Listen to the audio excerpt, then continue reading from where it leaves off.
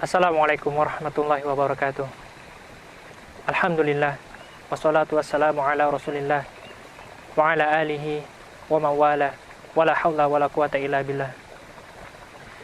Saudaraku yang dirahmati Allah, pernahkah kita merasa tak kala kita menjadi orang terdepan dalam kemajuan sebuah dakwah di daerah kita atau di yayasan kita? Di saat itu banyak orang yang memuji kita, banyak orang yang menyanjung apa yang telah kita berikan kepada dakwah ini. Namun sadarkah kita di saat yang sama Allah Subhanahu wa taala sedang menguji keikhlasan kita. Allah sedang menguji niat kita dalam dakwah ini. Apakah kita benar-benar ikhlas karena Allah, ataukah ada unsur lain ketika kita menjadi aktor utama dalam majunya sebuah dakwah? Kenapa demikian? Karena dakwah menawarkan pujian manusia. Dan tak kala kita tidak hati-hati, tak kala kita tidak mengevaluasi amalan hati kita, di saat itu juga kita sangat mungkin terjerumus, sangat mungkin terjatuh dalam jurang kebinasaan karena amalan hati kita. Tahukah Anda, wahai saudaraku yang dirahmati Allah Subhanahu wa taala, ketika kita ikhlas dalam berdakwah, ketika kita ikhlas dalam menyampaikan qala Allah wa qala Rasul, maka Allah akan menjamin kita akan sukses dengan dakwah kita, dengan apa yang kita serukan. Namun tak kala kita salah dalam niat kita, dalam amalan hati kita, tak kala kita berdakwah, tak kala kita memajukan sebuah organisasi dakwah, tak kala kita merasa ada unsur keujuban, ada unsur riya, ada kesombongan dalam hati kita, maka tak kala itu juga, jika kita tidak hati-hati, maka Allah dapat membinasakan kita bersama dakwah ini. Allah akan membuat dakwah ini porak-poranda karena niat kita yang salah. Karena kita tahu bersama, Nabi kita Shallallahu Alaihi Wasallam mengatakan dalam hadis yang diriwayatkan Al-Imam An-Nasai, intasdukillaha yasdukka. Jika Anda jujur dengan niat Anda, jika Anda ikhlas dengan niat Anda, maka Allah yang akan jamin kita akan sukses dengan apa yang kita niatkan. Makanya, tak kala fitnah melanda dakwah kita, tak kala musibah terjadi di daerah kita, terkhusus musibah yang mengenai dakwah ini, maka hal pertama yang perlu kita introspeksi, hal pertama yang perlu kita evaluasi adalah amalan hati kita. Jangan-jangan selama ini kita ujub, jangan-jangan selama ini ada unsur ingin dipuji orang. Tak kala kita menyampaikan sebuah kajian, tak kala kita mengisi kajian, tak kala kita menjadi koordinator, pada saat kita mengisi atau pada saat kita menjadi koordinator dalam sebuah dakwah, dalam sebuah majelis taklim. Saudaraku yang dirahmati Allah Subhanahu wa taala, ingatkah apa yang terjadi di perang Hunain?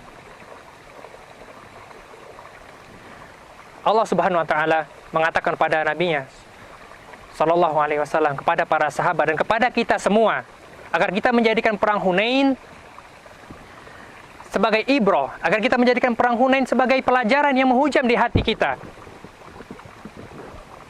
Allah Subhanahu wa taala berfirman, laqad nasarakumullah bimawatin katsirah wa yauma Hunain idz a'jabatkum kasratukum falan tughni ankum syai'a. Dan Allah telah menolong kalian di berbagai macam perperangan. Dan ingatkah kalian apa yang terjadi di perang Hunain? Is'ajabatkum kasratukum. Tak kala kalian ujub dengan banyaknya jumlah pasukan kaum muslimin pada saat itu. Saudaraku yang dirahmati Allah, perlu kita camkan di sini. Yang ujub pada saat itu bukan semua kaum muslimin, bukan semua pasukan kaum muslimin, namun hanya segelintir orang, hanya beberapa oknum yang baru masuk Islam pada saat itu. Dan Allah camkan kepada mereka, falam tughni ankum syai'an. Banyaknya pasukan kalian itu tidak bermanfaat kepada kalian sedikit pun. Karena Allah yang menolong kalian di perang Badar dan di peperangan yang lain. Allah yang menolong dakwah kita. Allah yang membuat kita bisa istiqomah. Yang membuat kita bisa mengganti penampilan kita Allah. Yang membuat kita bisa sholat 5 waktu, bisa qiyamul lail Allah.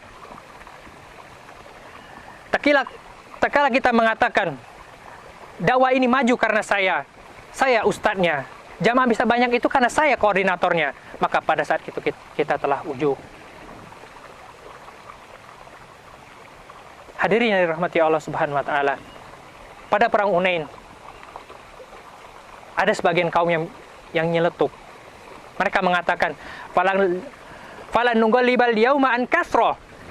Pada hari ini kita tidak akan kalah karena banyak jumlah pasukan kalian. Namun apa yang terjadi? Satu pasukan kalah di fase awal perang Hunain dan di dalamnya ada Rasulullah Shallallahu Alaihi Wasallam. Saudaraku yang dirahmati Allah, yang ujub pada waktu itu bukan Ali bin Abi Thalib, yang ujub bukan Utsman bin Affan, yang ujub bukan Umar bin Khattab, yang ujub bukan Abu Bakar As-Siddiq, yang ujub bukan Nabi Shallallahu Alaihi Wasallam. Namun yang ujub adalah hanya sebagian orang saja, segelintir orang di antara mereka. Namun apa yang terjadi? Satu pasukan kalah dan di dalamnya ada Nabi Shallallahu Alaihi Wasallam, ada Abu Bakar, ada Umar, ada Utsman, ada Ali radhiyallahu anhum ajma'in.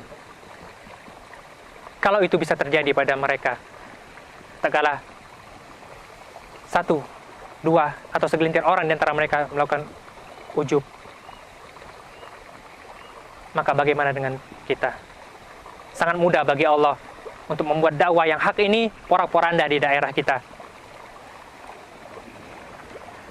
hancur di daerah kita, karena satu, dua orang di antara kita yang ujub dan sombong. Makanya di ayat yang tadi Allah memberikan pelajaran kepada kita. Allah mengajak kita untuk berpikir. Allah tidak menyalahkan musuh-musuh Islam pada saat perang Hunain. Allah tidak mengatakan kalian kalah karena disebabkan musuh kalian lebih kuat. Tidak demikian. Namun apa yang Allah katakan, is'ajabatkum kasratukum, kalian telah ujub dengan jumlah kalian. Kalian ujub dan kalian mengesampingkan Allah di dalam dakwah kalian. Makanya hadirin yang dimuliakan Allah Subhanahu wa taala, tak kalah fitnah terjadi di dakwah kita, tak kalah media dakwah kita diporak-porandakan di satu daerah atau di tempat kita, maka yang pertama kali perlu kita introspeksi adalah amalan hati kita. Bukankah di ayat yang lain Allah berfirman dalam surat Asy-Syura ayat 30, wa ma asabakum min musibatin fabima kasabat aydikum. Dan apapun yang menimpa kalian, musibah apapun yang terjadi dan menimpa kalian, itu karena perbuatan kalian sendiri. Maka hendaklah kita introspeksi diri kita masing-masing sebelum kita menyalahkan orang lain. Ini saja yang dapat disampaikan. Aqulu qouli hadza subhanakallahumma rabbana wa bihamdik asyhadu an la ilaha illa anta astaghfiruka wa atubu ilaik. Assalamualaikum warahmatullahi wabarakatuh.